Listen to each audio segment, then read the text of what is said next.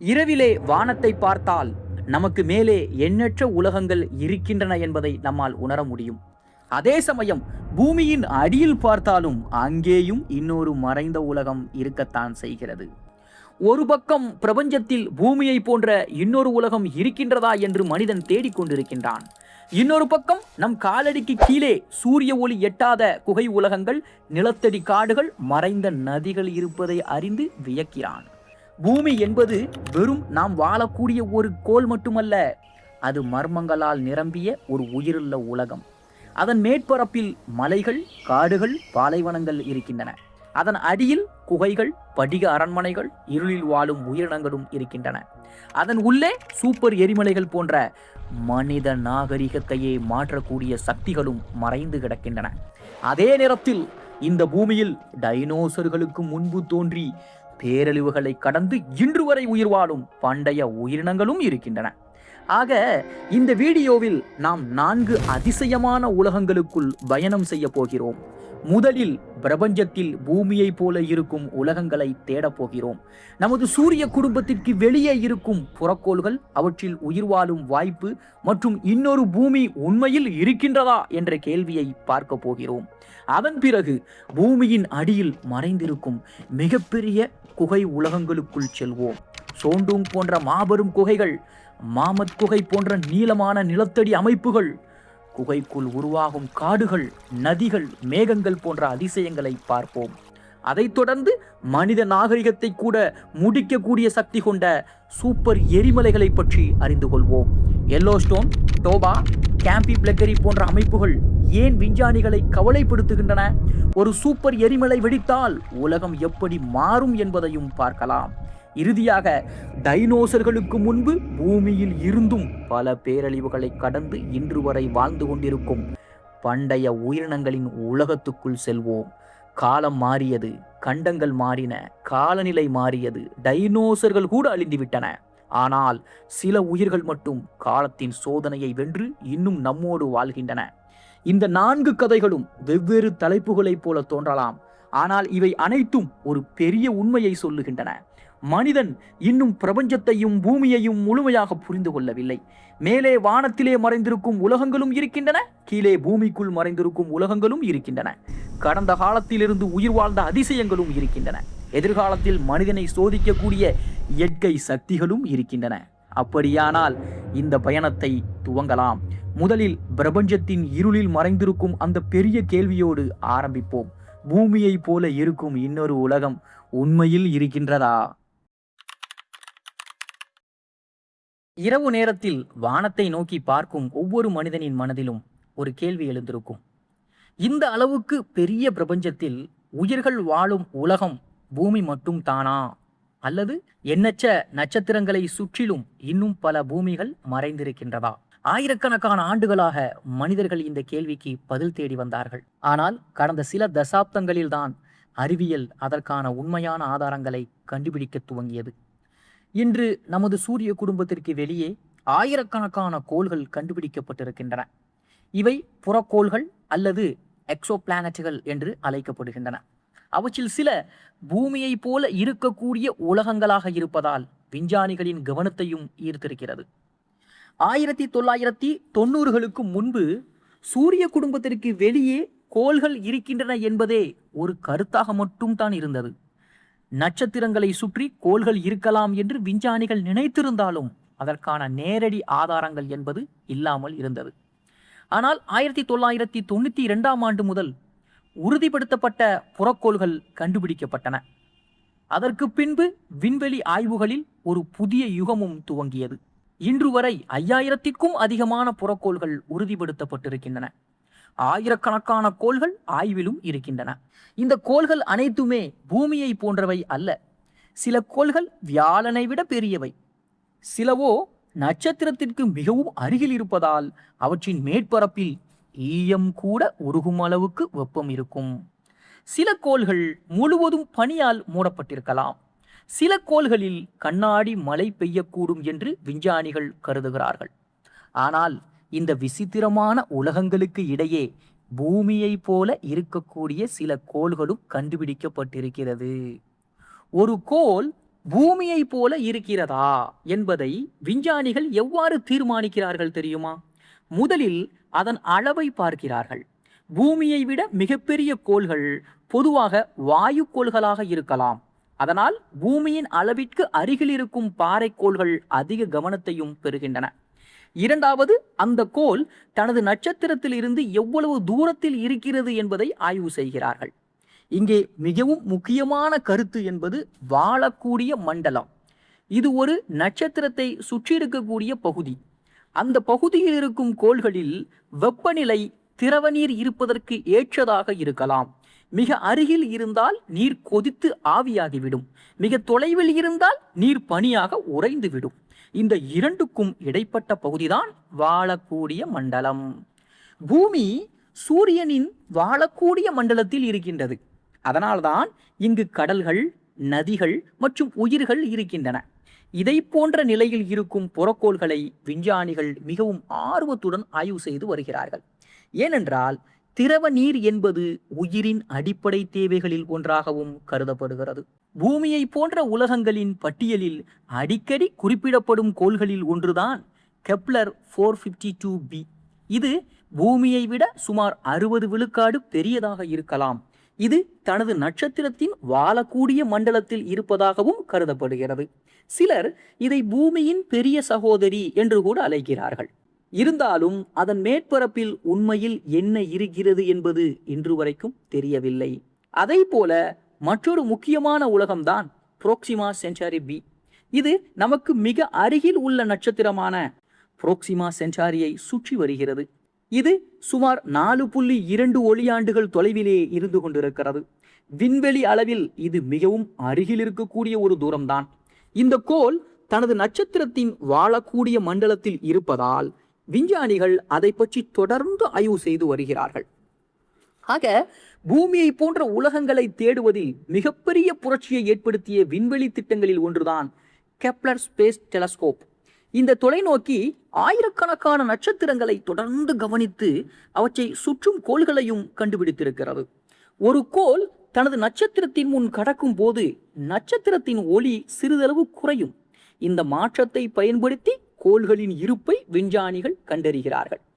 புறக்கோள்களை பற்றிய மிக ஆச்சரியமான விஷயம் என்னவென்றால், நமது சூரிய குடும்பம் பிரபஞ்சத்தில் ஒரு விதிவிலக்கு அல்ல. மாறாக கோள்கள் மிகவும் பொதுவானவைதான். பால்வெளி விண்மீன் மண்டலத்தில் மட்டும் நூற்றுக்கணக்கான பில்லியன் கோள்கள் இருக்கக்கூடும் என்று மதிப்பிடப்படுகிறது. அவற்றில் கோடிக்கணக்கானவை வாழக்கூடிய மண்டலங்களில் இருக்கலாம். சில புறக்கோள்கள் முழுவதும் கடலால் மூடப்பட்டிருக்கலாம் என்று விஞ்ஞானிகள் கருதுகிறார்கள். சில கோள்களில் பூமியை விட அடர்த்தியான வளிமண்டலம் இருக்கலாம். சிலவற்றில் மிகப்பெரிய கண்டங்களும் ஆழமான பெருங்கடல்களும் இருக்கலாம்.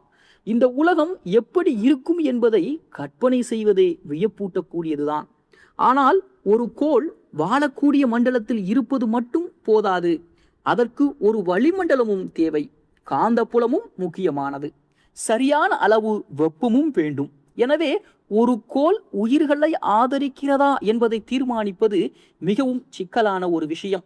அதனால் விஞ்ஞானிகள் தற்போது அந்த கோள்களின் வளிமண்டலத்தை ஆய்வு செய்ய துவங்கியிருக்கிறார்கள். இதில் புதிய நம்பிக்கையை ஏற்படுத்திய கருவிகளில் ஒன்றுதான் ஜேம்ஸ் வெப் ஸ்பேஸ் டெலஸ்கோப்.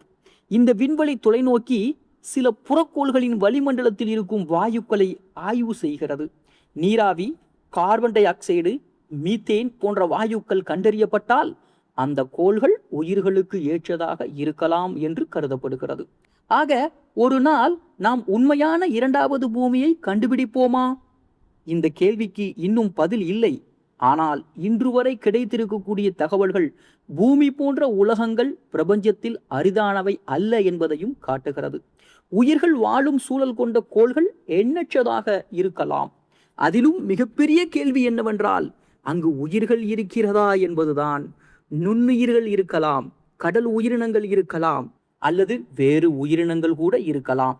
இதுவரை அதற்கான உறுதியான ஆதாரம் எதுவும் கிடைக்கவில்லை. ஆனால் தேடல் தொடர்ந்து நடைபெற்று வருகிறது. மனித வரலாற்றில் ஒவ்வொரு பெரிய கண்டுபிடிப்பும் நாம் பிரபஞ்சத்தில் எவ்வளவு சிறியவர்கள் என்பதை நினைவூட்டுகிறது. பூமி பிரபஞ்சத்தின் மையம் அல்ல என்பதை நாம் அறிந்தோம். சூரியன் ஒரு சாதாரண நட்சத்திரம் என்பதையும் நாம் அறிந்தோம். இப்போது பூமி போன்ற உலகங்களும் எண்ணற்றவை இருக்கலாம் என்பதை அறிந்து வருகிறோம். எனவே புறக்கோள்களின் ஆய்வு என்பது வெறும் வானியல் ஆராய்ச்சி அல்ல, அது மனித குலத்தின் மிக பழமையான கேள்விகளின் ஒன்றிற்கான தேடல். பிரபஞ்சத்தின் இருளில் மறைந்திருக்கும் அந்த தொலைதூர உலகங்களில் ஒருவேளை இன்னொரு பூமி இருக்கலாம், இன்னொரு வானம் இருக்கலாம், இன்னொரு கடலும் இருக்கலாம். அந்த பதிலை தேடும் பயணம் இன்னும் தொடர்ந்து கொண்டே இருக்கிறது.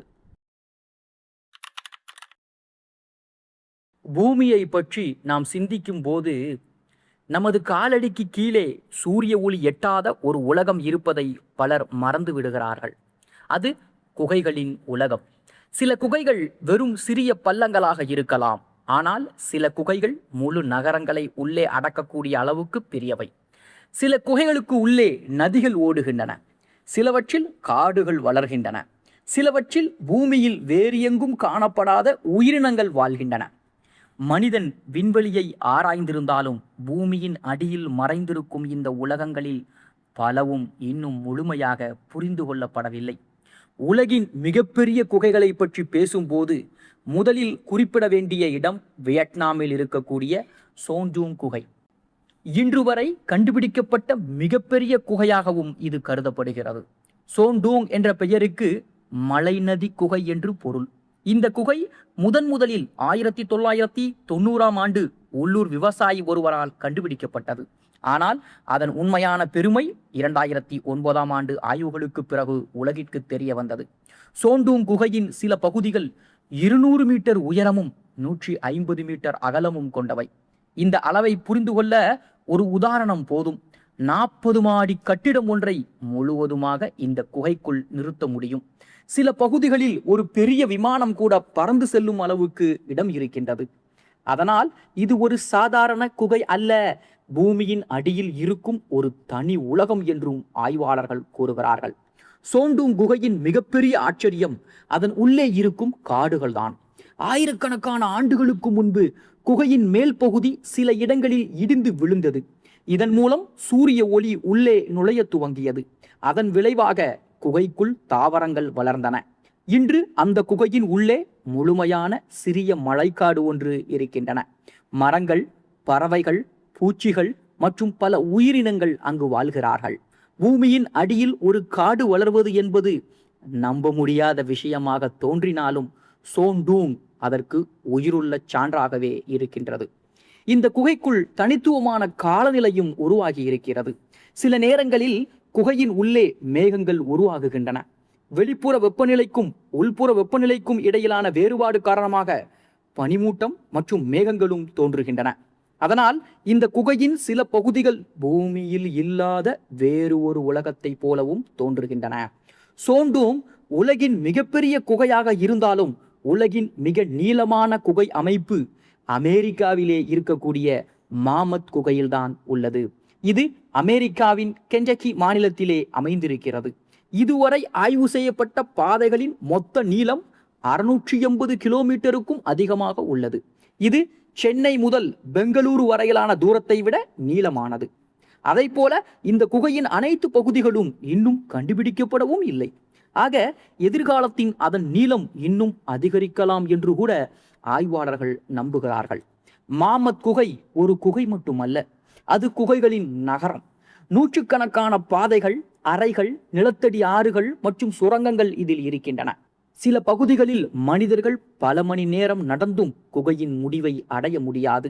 அதனால் இது உலகின் மிகச் சிக்கலான இயற்கை அமைப்புகளில் ஒன்றாகவும் கருதப்படுகிறது. குகைகளின் உலகம் வெறும் பாறைகள் மற்றும் இருள் நிறைந்த இடம் மட்டும் அல்ல, அவற்றுக்குள் முழுமையான உயிரியல் அமைப்புகளும் இருக்கின்றன. சூரிய ஒளி இல்லாத சூழலில் வாழும் உயிரினங்கள் பூமியில் வேறு எங்கும் காணப்படாத வகையிலே பரிணாம வளர்ச்சி அடைந்திருக்கிறார்கள். சில மீன்களுக்கு கண்களே கிடையாது. காரணம், முழுமையான இருளில் பார்வைக்கு எந்த பயனும் இல்லை. சில பூச்சிகள் நிறமற்ற உடலை கொண்டிருக்கிறார்கள். சில உயிரினங்கள் மிகவும் மெதுவாக வளர்கிறார்கள் மற்றும் நீண்ட காலம் வாழ்கிறார்கள். அதை போல மெக்சிகோவிலே இருக்கக்கூடிய கிறிஸ்டல் குகை உலகின் மற்றொரு அதிசயம் என்றே சொல்லலாம். இந்த குகைக்குள் உலகின் மிகப்பெரிய இயற்கை படிகங்கள் இருக்கின்றன. சில படிகங்கள் 12 மீட்டருக்கும் அதிக நீளம் கொண்டவை. அவை பளிங்கு தூண்களைப் போல காட்சியளிக்கின்றன.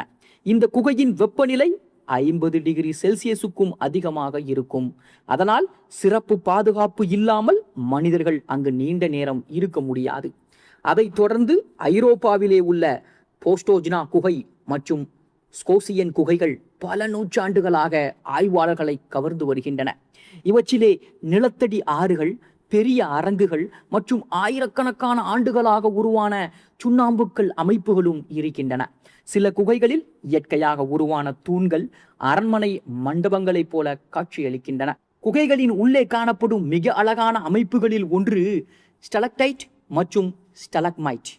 மேலிருந்து துளி துளியாக விழும் நீரில் இருக்கும் கனிமங்கள் ஆயிரக்கணக்கான ஆண்டுகளில் இவற்றை உருவாக்குகின்றன. சில அமைப்புகள் உருவாக 1 சென்டிமீட்டருக்கு 100கணக்கான ஆண்டுகள் கூட ஆகலாம். அதனால் ஒரு பெரிய குகை தூண் உருவாக ஆயிரக்கணக்கான ஆண்டுகள் தேவைப்படும். சில குகைகள் மனித வரலாற்றுக்கும் முக்கியமானவை. உலகின் பல பகுதிகளில் குகை ஓவியங்கள் கண்டுபிடிக்கப்பட்டிருக்கின்றன. பிரான்சில் உள்ள லாஸ்கோ குகை மற்றும் ஸ்பெயினில் உள்ள அல்டாமிரா குகை போன்ற இடங்களில் பல்லாயிரம் ஆண்டுகளுக்கு முன்பு வாழ்ந்த மனிதர்கள் வரைந்த ஓவியங்கள் இருக்கின்றன. இவை மனித கலை வரலாற்றின் ஆரம்ப சான்றுகளாகவும் கருதப்படுகின்றன. குகைகள் இயற்கை பேரழிவுகளின் பதிவுகளையும் பாதுகாத்து வைத்திருக்கின்றன.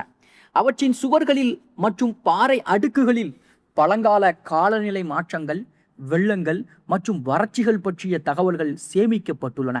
விஞ்ஞானிகள் இவற்றை ஆய்வு செய்து ஆயிரக்கணக்கான ஆண்டுகளுக்கு முன்பு பூமியின் சூழல் எப்படி இருந்தது என்பதை அறிகின்றனர்.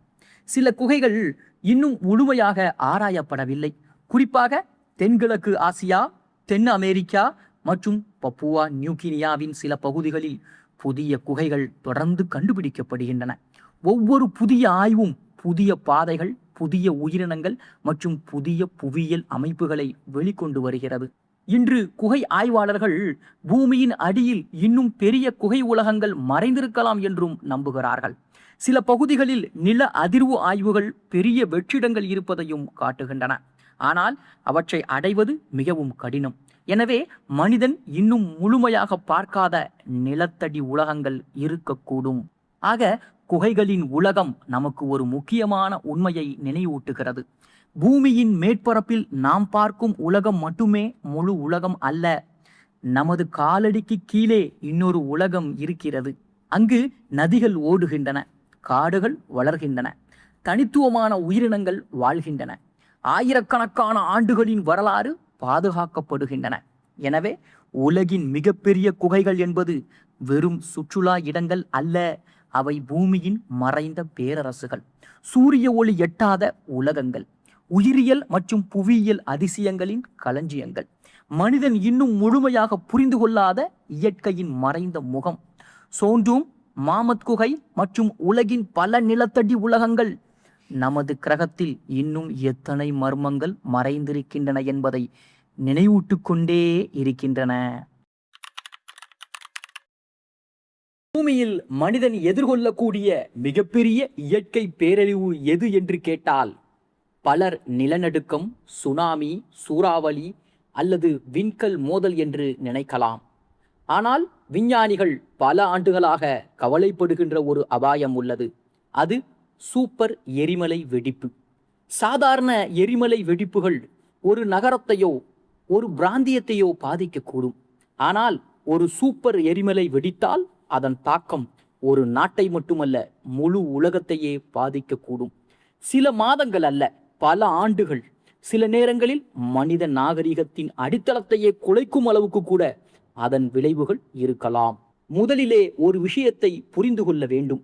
அனைத்து எரிமலைகளும் ஒரே மாதிரியானவை அல்ல. உலகில் ஆயிரக்கணக்கான எரிமலைகள் இருக்கின்றன. அவற்றில் பெரும்பாலானவை ஒப்பீட்டளவில் சிறியவை. ஆனால் சில எரிமலைகள் அளவிலும் சக்தியிலும் முற்றிலும் வேறுபட்டவை. இவையே சூப்பர் வால்கனோஸ், அதாவது சூப்பர் எரிமலைகள் என்றும் அழைக்கப்படுகின்றன. ஒரு எரிமலை வெடிப்பின் போது 1000 கன கிலோமீட்டருக்கும் அதிகமான பொருட்களை வெளியேற்றினால் அது சூப்பர் எரிமலை வெடிப்பாக வகைப்படுத்தப்படுகிறது. இதை கற்பனை செய்வதே கடினம். ஏனென்றால் மனித வரலாற்றில் பதிவு செய்யப்பட்ட பெரும்பாலான எரிமலை வெடிப்புகள் இதைவிட பல மடங்கு சிறியவைதான். சூப்பர் எரிமலைகளின் மிகப்பெரிய சிறப்பு என்னவென்றால் அவை சாதாரண மலைகளைப் போல தெரியாது. ஒரு பெரிய கூம்பு வடிவ எரிமலைக்கு பதிலாக அவை பல கிலோமீட்டர் அகலமுள்ள பள்ளங்களாக அல்லது சமவெளிகளைப் போல தோன்றலாம். காரணம், மிகப்பெரிய வெடிப்புக்கு பிறகு எரிமலையின் மேற்பகுதி இடிந்து விழுந்து கால்டரா எனப்படும் மாபெரும் பள்ளத்தை உருவாக்குகிறது. உலகின் மிகவும் பிரபலமான சூப்பர் எரிமலை அமெரிக்காவிலே இருக்கக்கூடிய எல்லோஸ்டோன் என்ற ஒன்று. இன்று அது ஒரு தேசிய பூங்காவாகவும் இருக்கின்றது. சூடு நீர் ஊற்றுகள், நீராவி கிணறுகள் மற்றும் வண்ணமயமான வெப்ப குளங்களுக்காக உலகம் முழுவதும் அது அறியப்படுகிறது. ஆனால் இந்த அழகான இயற்கை காட்சிகளுக்கு கீழே பூமியின் மிகப்பெரிய மாக்மா அறைகளில் ஒன்று இருக்கின்றது. எல்லோஸ்டோனின் கீழ் நூற்றுக்கணக்கான கிலோமீட்டர் பரப்பிலே உருகிய பாறைகள் சேமிக்கப்பட்டுள்ளன.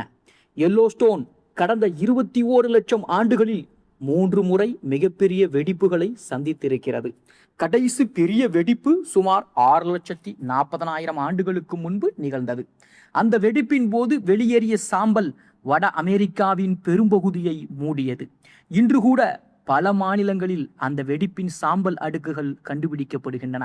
எல்லோஸ்டோன் மீண்டும் எப்போது வெடிக்கும் என்ற கேள்வி பொதுமக்களுக்கு மத்தியிலே அடிக்கடி எழுகிறது.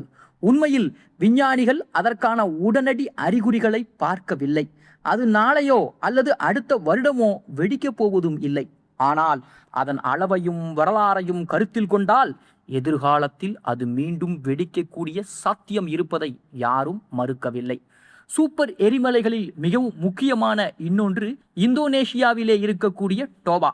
சுமார் 74,000 ஆண்டுகளுக்கு முன்பு டோபா வெடித்த போது மனித வரலாற்றில் நிகழ்ந்த மிகப்பெரிய எரிமலை வெடிப்புகளில் ஒன்று நடைபெற்றது. அந்த வெடிப்பின் போது சுமார் 2800 கன கிலோமீட்டர் பொருட்கள் வெளியேற்றப்பட்டதாகவும் மதிப்பிடப்படுகிறது. டோபா வெடிப்பின் தாக்கம் உலகம் முழுவதும் உணரப்பட்டது.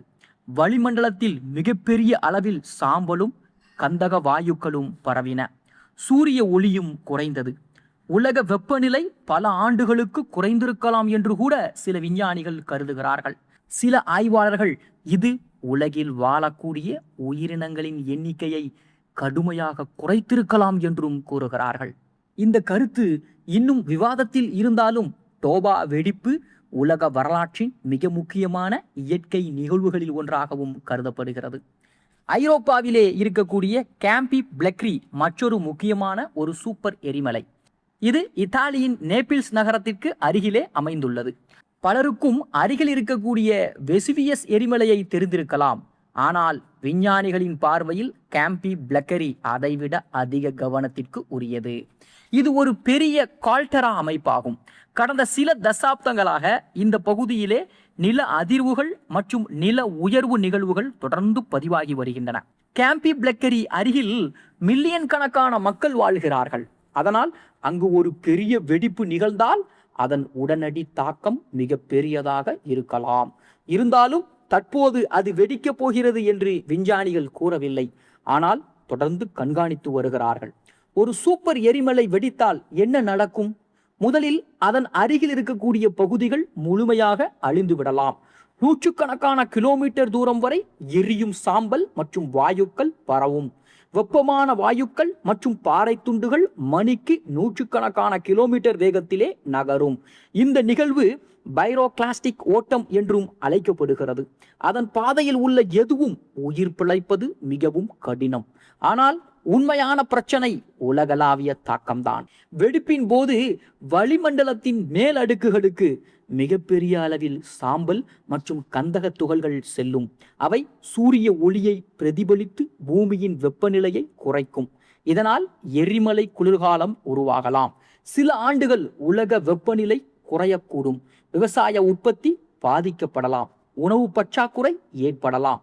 1815ஆம் ஆண்டு இந்தோனேஷியாவில் உள்ள தம்போரா எரிமலை வெடித்த போது அது சூப்பர் எரிமலை அளவுக்கு இல்லாவிட்டாலும் 1816ஆம் ஆண்டு கோடை இல்லாத ஆண்டு என அழைக்கப்பட்டது.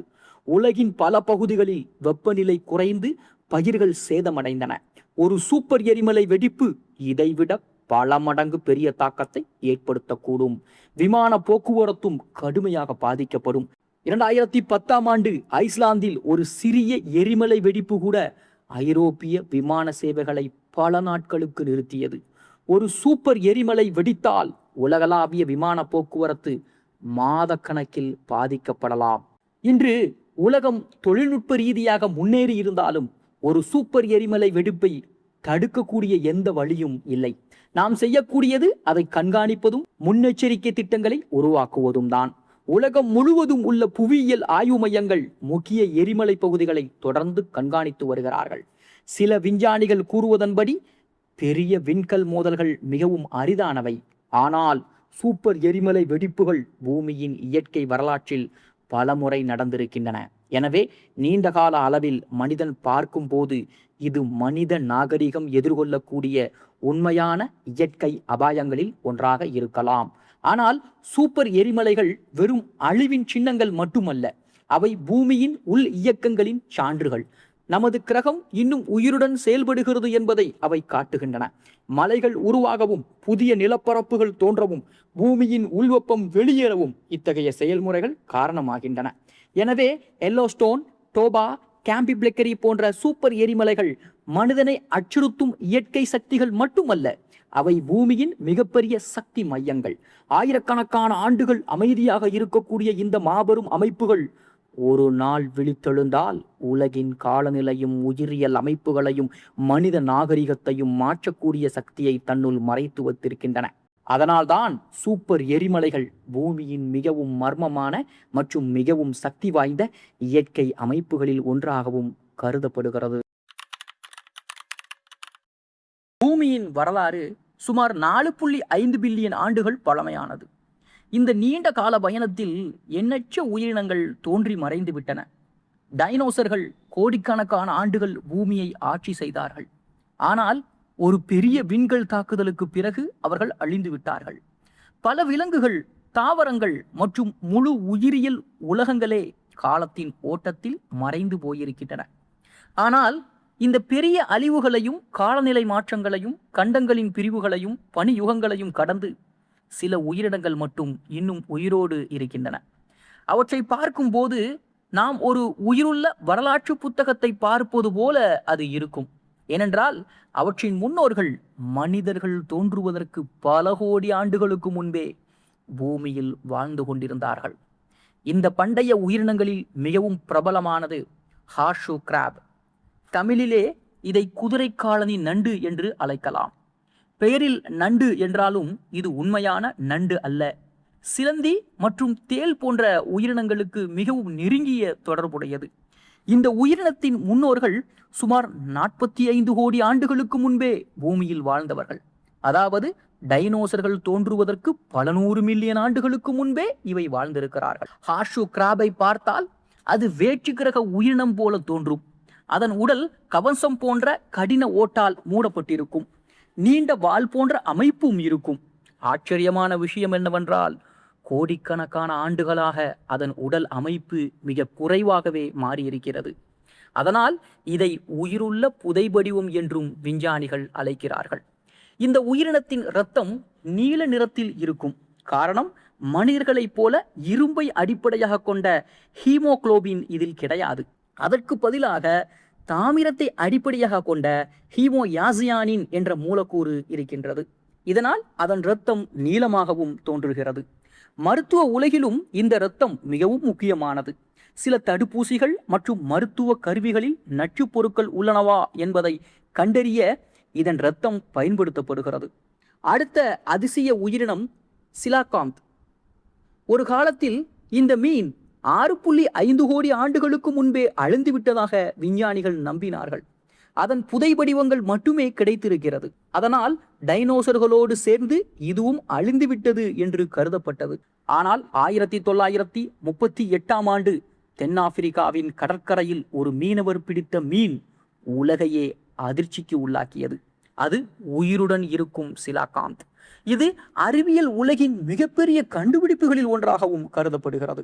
ஏனென்றால் பல கோடி ஆண்டுகளாக அழித்துவிட்டதாக கருதப்பட்ட ஒரு உயிரினம் இன்னும் உயிரோடு இருப்பது தெரிய வந்தது. இதனால் சிலாகாந்த் உயிருடன் இருக்கும் டைனோசர் கால மீன் என்றும் அழைக்கப்படுகிறது. சிலாகாந்தின் உடல் அமைப்பு மிகவும் தனித்துவமானது. அதன் துடுப்புகள் சாதாரண மீன்களின் துடுப்புகளைப் போல அல்ல, அவை சிறிய கால்களைப் போலவும் தோன்றுகின்றன. இதனால் நீரில் வாழ்ந்த உயிரினங்கள் நிலத்திற்கு வந்த பரிணாம வளர்ச்சியை புரிந்து கொள்ள இந்த மீன் மிகவும் முக்கியமானதாகவும் மாறுகிறது. இன்று சிலாகாந்துகள் ஆப்பிரிக்கா மற்றும் இந்தோனேசியாவிற்கு அருகில் இருக்கக்கூடிய ஆழ்கடல் பகுதிகளில் மிகவும் அரிதாக வாழ்கிறார்கள். அதைத் தொடர்ந்து பண்டைய உலகின் மற்றொரு உயிருள்ள சாட்சி முதலைகள். இன்று நாம் காணும் முதலைகளின் முன்னோர்கள் சுமார் 20 கோடி ஆண்டுகளுக்கு முன்பே வாழ்ந்திருக்கிறார்கள். அதாவது டைனோசர்களின் காலத்திலேயே இவை பூமியில் இருந்திருக்கின்றன. டைனோசர்கள் அழிந்த போதும் முதலைகள் உயிர் பிழைத்தார்கள். முதலைகளின் வெற்றிக்கான காரணம் அவற்றின் அற்புதமான தகவமைப்பு திறன்தான். அவை நீரிலும் நிலத்திலும் வாழ முடியும், நீண்ட காலம் உணவின்றி இருக்க முடியும். சக்தி வாய்ந்த தாடைகள் மற்றும் பொறுமையான வேட்டையாடும் திறன் அவற்றை மிகவும் திறமையான வேட்டையாடிகளாகவும் மாற்றியிருக்கிறது. ஒரு பெரிய உப்பு நீர் முதலை 6 மீட்டருக்கும் அதிகமாக வளரக்கூடியது.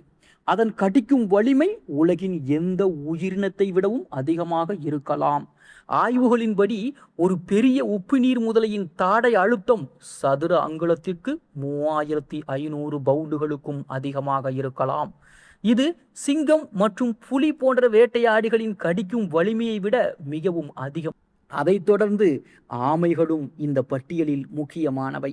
கடல் ஆமைகளின் முன்னோர்கள் சுமார் 11 கோடி ஆண்டுகளுக்கு முன்பே வாழ்ந்தார்கள். இன்று கூட சில கடல் ஆமைகள் 100 ஆண்டுகளுக்கு அதிகமாக வாழ்கின்றன. அவை ஆயிரக்கணக்கான கிலோமீட்டர்கள் கடல்களில் பயணம் செய்து பிறந்த அதே கடற்கரைக்கு வந்து முட்டையிடுகின்றன. அதைத் தொடர்ந்து நாட்டிலஸ் என்ற உயிரினமும் ஒரு பண்டைய உலகத்தின் சாட்சி. இது ஒரு வகை கடல் மெல்லுடலி. இதன் முன்னோர்கள் சுமார் 50 கோடி ஆண்டுகளுக்கு முன்பே பூமியில் வாழ்ந்தார்கள். இதன் சுழல் வடிவ ஓடு இன்று கூட பழங்கால வடிவமைப்பையே தக்க வைத்திருக்கிறது. அதைத் தொடர்ந்து லாம்ப்ரே மற்றும் ஹாக்ஃபிஷ் போன்ற தாடையற்ற மீன்களும் மிகவும் பழமையான உயிரினங்கள். இவற்றின் முன்னோர்கள் முதல் முதுகெலும்பு கொண்ட உயிரினங்களின் காலத்திலிருந்து வாழ்ந்து வருகிறார்கள். அவற்றின் உடல் அமைப்பு ஆரம்பகால மீன்கள் எப்படி இருந்திருக்கலாம் என்பதை நமக்கு காட்டுகிறது. இந்த உயிரினங்கள் எவ்வாறு இவ்வளவு காலம் உயிர் வாழ்ந்தன என்பது ஒரு முக்கியமான கேள்வி. பல விஞ்ஞானிகள் கூறுவதன்படி அவற்றின் வெற்றிக்கான ரகசியம் மாற்றமின்மையில் இருக்கின்றது. பல உயிரினங்கள் வேகமாக மாறக்கூடிய சூழ்நிலைக்கு ஏற்ப பரிணாம வளர்ச்சி அடைந்திருக்கிறார்கள். ஆனால் இந்த உயிரினங்கள் ஏற்கனவே மிகவும் வெற்றிகரமான உடல் அமைப்பை கொண்டிருந்தார்கள். அதனால் அவற்றிற்கு பெரிய மாற்றங்கள் தேவையில்லை. இவை பல பெரிய அழிவுகளை கடந்து வந்திருக்கின்றன. பூமியின் வரலாற்றில் 5 மிகப்பெரிய உயிரின அழிவுகள் நிகழ்ந்திருக்கிறது. அவற்றில் சில அழிவுகளில் பூமியின் பெரும்பாலான உயிரினங்கள் மறைந்துவிட்டன. ஆனால் ஹார்ஷூ கிராப், முதலைகள் மற்றும் சிலாகாந்த் போன்ற உயிரினங்களின் முன்னோர்கள் அந்த அழிவுகளை தாண்டி உயிர் பிழைத்தார்கள். இன்று இந்த உயிரினங்கள் விஞ்ஞானிகளுக்கு மிகவும் முக்கியமானவை. அவற்றை ஆய்வு செய்வதன் மூலம் பழங்கால உயிரியல் உலகம் எப்படி இருந்தது என்பதை புரிந்து கொள்ள முடிகிறது. அவற்றின் மரபணுக்கள், உடல் அமைப்பு மற்றும் வாழ்க்கை முறைகள் கோடிக்கணக்கான ஆண்டுகளின் பரிணாம வரலாற்றை தன்னுள் பாதுகாத்து வைத்திருக்கின்றன. ஆனால் ஒரு சோகமான உண்மையும் இருக்கின்றது. பல பண்டைய உயிரினங்கள் இன்று மனித நடவடிக்கைகளால் ஆபத்தில் இருக்கிறார்கள். கடல் மாசுபாடு, வாழ்விட அழிவு, வேட்டையாடுதல் மற்றும் காலநிலை மாற்றம் ஆகியவை அவற்றின் எதிர்காலத்தை அச்சுறுத்துகின்றன. கோடிக்கணக்கான ஆண்டுகள் உயிர் வாழ்ந்த உயிரினங்கள் மனிதன் உருவாக்கிய சில நூற்றாண்டு பிரச்சனைகளால் அழியும் அபாயத்திலும் இருக்கின்றன. இந்த உயிரினங்களை பார்க்கும் போது நாம் வெறும் விலங்குகளை பார்ப்பதில்லை, பூமியில் தொலைந்து போன காலங்களை பார்க்கிறோம். டைனோசர்கள் நடமாடிய உலகத்துடன் நேரடி தொடர்பு கொண்ட உயிர்களை பார்க்கிறோம். அவை கடந்த காலத்தின் உயிருள்ள சாட்சிகள். எனவே ஹார்ஷூ கிராப், சிலாகாந்த், முதலைகள், ஆமைகள் மற்றும் நாட்டிலஸ் போன்ற உயிரினங்கள் சாதாரண விலங்குகள் அல்ல. அவை காலத்தை வென்ற உயிர்கள். கோடிக்கணக்கான ஆண்டுகளாக பூமியில் தொடர்ந்து வாழ்ந்து வரும் வரலாற்று சின்னங்கள்.